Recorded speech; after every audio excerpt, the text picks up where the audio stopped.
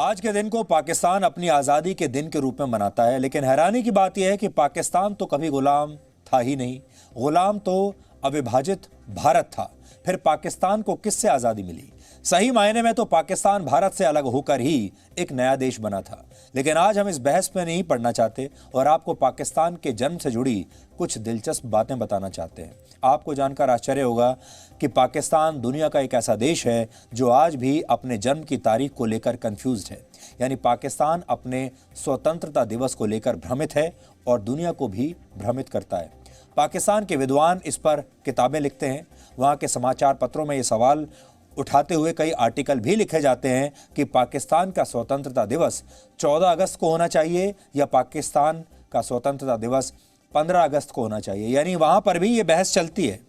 ज़रा सोचिए कि वो देश कैसा होगा और उस देश की स्थापना करने वाले लोग कितने अज्ञानी होंगे जिन्हें यह भी नहीं पता कि उनका स्वतंत्रता दिवस कब होता है।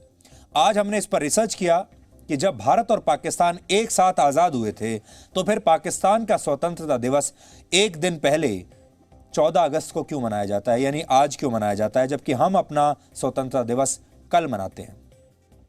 और हमें इससे जुड़ी कई दिलचस्प जानकारियां आज मिली हैं। रेडियो पाकिस्तान पर हर वर्ष मोहम्मद अली जिन्ना की आवाज़ में पहला बधाई संदेश सुनाया जाता है, जिसमें कहा जाता है कि 15 अगस्त की आज़ाद सुबह पूरे राष्ट्र को मुबारक हो। लेकिन मोहम्मद अली जिन्ना की ये बधाई हर वर्ष 15 अगस्त की बजाय 14 अगस्त को ही सुनवाई जाती है। August 15th is the birthday of the independent and sovereign state of Pakistan. तो जिन्ना की आवाज़ में इस संदेश को रिकॉर्ड किया गया था और रेडियो पाकिस्तान पर चलाया गया था और हर साल 15 की बजाय 14 अगस्त को चलाते हैं। अपनी रिसर्च के दौरान आज हमें पाकिस्तान के कुछ डाक टिकट भी मिले जिनमें लिखा है पाकिस्तान पोस्टेज 15 अगस्त 1947। आपकी स्क्रीन पर है। यहां यह भी समझना होगा कि पाकिस्तान आखिर कौन सी स्वतंत्रता और आज़ादी का उत्सव मनाता है। सच तो यह है कि आज़ादी की लड़ाई में पाकिस्तान की मांग करने वाली पार्टी मुस्लिम लीग का कोई योगदान था ही नहीं। मुस्लिम लीग सर सैयद अहमद खां की 2 नेशन थ्योरी का समर्थन करती थी।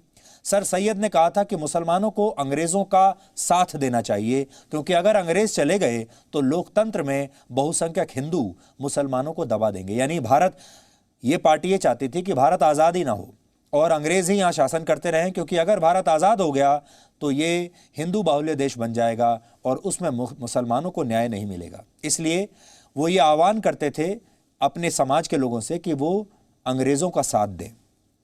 वर्ष 1906 में ढाका में मुस्लिम लीग की स्थापना हुई थी और उसके बाद से लगातार मुस्लिम लीग अंग्रेज़ों के कदमों में सिर झुकाती रही, चाटुकारिता करती रही अंग्रेज़ों की। मोहम्मद अली जिन्ना के सिर पर अंग्रेज़ों का हाथ था।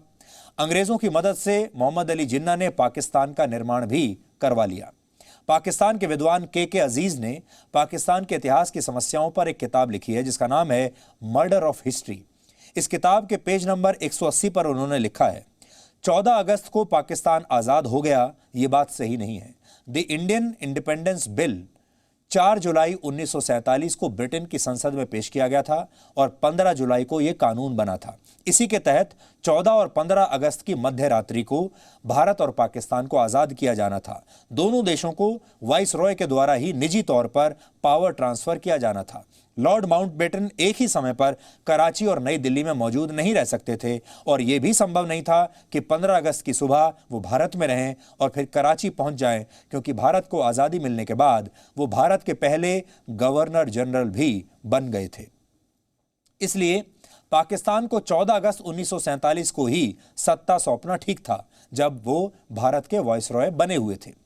लेकिन इसका मतलब यह नहीं है कि पाकिस्तान को अपनी आज़ादी 14 अगस्त को मिली, क्योंकि द इंडियन इंडिपेंडेंस एक्ट इसकी मंजूरी नहीं देता।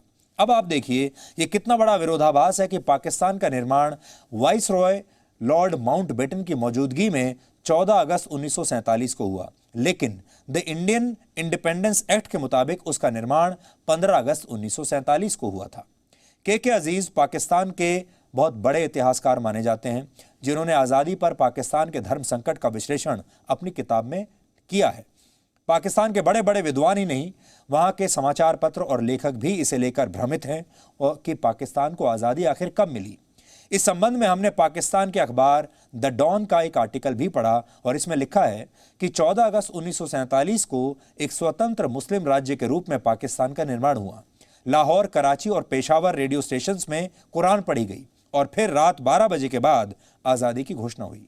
पाकिस्तान की जनता के नाम मोहम्मद अली जिन्ना का बधाई संदेश ऑन एयर किया गया, यानी रेडियो पर चलाया गया। यह पाकिस्तान बनने के बाद स्वतंत्रता पर जिन्ना की पहली रेडियो स्पीच थी। रेडियो पाकिस्तान के पूर्व उपनिदेशक अंसार नासरी ने इस भाषण का उर्दू में अनुवाद किया था। भाषण को यह कहकर प्रसारित किया गया कि 14 अगस्त 1947 को पाकिस्तान का निर्माण होने के तुरंत बाद कायदे आजम ने देश से बात की। इसी आर्टिकल में आगे लिखा है कि रेडियो पाकिस्तान के पूर्व उपनिदेशक अंसार नासरी ने इस नियम को ध्यान में नहीं रखा कि रात 12 बजे के बाद अगली तारीख आ जाती है, तारीख बदल जाती है, इसलिए गलती से उन्होंने अपने अनुवाद में 15 अगस्त की बजाय 14 अगस्त कह दिया। पाकिस्तान का निर्माण मुस्लिम लीग और मोहम्मद अली जिन्ना के अहंकार का ही नतीजा है और शायद इसीलिए पाकिस्तान के कुछ लोगों ने यह सोचा कि भारत से एक दिन पहले ही अपना स्वतंत्रता दिवस मनाकर वो भारत से आगे निकल जाएंगे। पहले दिन से ही वो मुकाबला करना चाहते थे, लेकिन ऐसा कभी हुआ नहीं, क्योंकि अहंकार की कलम से इतिहास नहीं लिखा जा सकता। 14 अगस्त पाकिस्तान के अहंकार का दिवस है।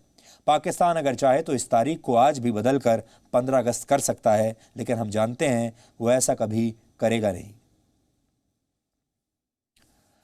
तो हमने आपको भारत के स्वतंत्रता को लेकर जो अलग अलग कहानियां हैं, जो शायद आपने कभी सुनी नहीं होंगी, कभी पढ़ी नहीं होंगी, वो दिलचस्प कहानियां हमने आपको अब बताई। और आगे भी हमने अब ये सोचा है कि अगले एक हफ्ते तक हम आपको भारत की आज़ादी से जुड़े दिलचस्प किस्से ऐसे ही बताते रहेंगे जो शायद आपको नहीं पता होंगे। और ख़ास तौर पर हमारे देश की जो नई पीढ़ी है उसे तो इसके बारे में कोई जानकारी ही नहीं होगी। और हमारे देश में इतिहास की किताबों में जो पढ़ाया जाता है वो सब आप जानते हैं, उसमें बहुत सारी बातें ऐसी हैं जो सही नहीं हैं। हमें कई बार गलत इतिहास पढ़ाया गया है। इसलिए अब 73 वर्षों के बाद हम कोशिश करेंगे कि उस इतिहास में जो त्रुटियाँ रही हैं, उस इतिहास में जो बातें आपसे छुपा ली गई, हम वो सारी बातें अब आपको बताएं और वो सारे जो पूरी सच्चाई है उस सच को भी अब हम आज़ाद कर दें।